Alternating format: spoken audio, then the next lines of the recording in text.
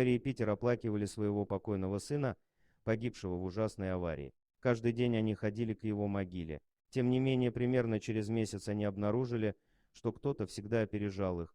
Каждый день на его могилу клали новую розу. Но кто приносил эту розу? У Питера было решение, он поставил камеру, чтобы определить, кто это. Но когда он увидел этого человека, он был ошеломлен. Питер и Мэри возвращались домой после получения записи с камеры. Они были очень взволнованы, но ничто не могло подготовить их к тому, что должно было случиться. Они ждали до следующего дня, чтобы посмотреть видео. Питер и Мэри были переполнены адреналином и сомнениями, и им нужно было убедиться, что они принимают правильное решение.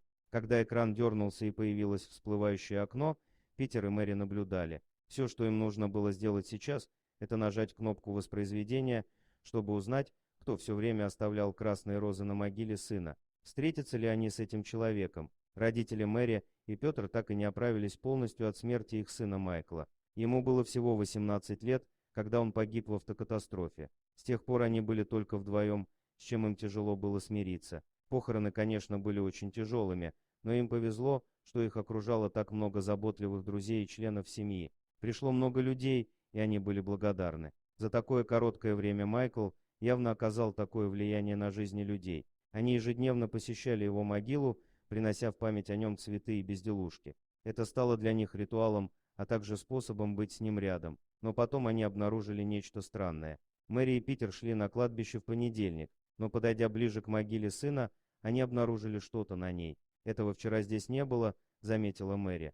Питер согласился. Зачем кому-то класть что-то на чужой надгробный камень? Мэри и Питер оба были озадачены. На надгробии лежала одинокая красная роза, и никто не знал, кто ее туда поместил. Они огляделись, но никого не было видно. Они обыскали могилы, окружающие надгробие их сына, чтобы увидеть, есть ли другие с красными розами, но Майкл был единственным. Они чувствовали, что это было странно. Первоначально они восприняли это как случайный акт щедрости со стороны незнакомца. Но каждый раз, когда роза увядала, появлялась новая. Их все больше интересовало, кто кладет эти розы на могилу Майкла, но выяснить это не получалось. Однажды Питер пришел домой с идеей. «Что, если мы повесим камеры?» — сказал он жене. Мэри была против, так как это нарушило бы политику конфиденциальности. Однако Петр не собирался так просто сдаваться. Он был полон решимости выяснить, кто кладет эти розы на могилу его сына. Поэтому однажды ночью он покупает новую камеру видеонаблюдения и едет на кладбище,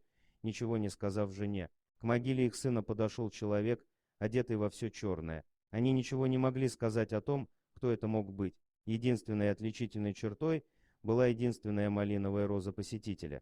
Что это был за человек? Он вернулся домой и забрался в постель к Мэри, которая притворилась спящей. Она знала о том, что ее муж сделал той ночью, но не стала вмешиваться. Конечно, она тоже хотела узнать, кто этот человек, но она не призналась в этом своему супругу.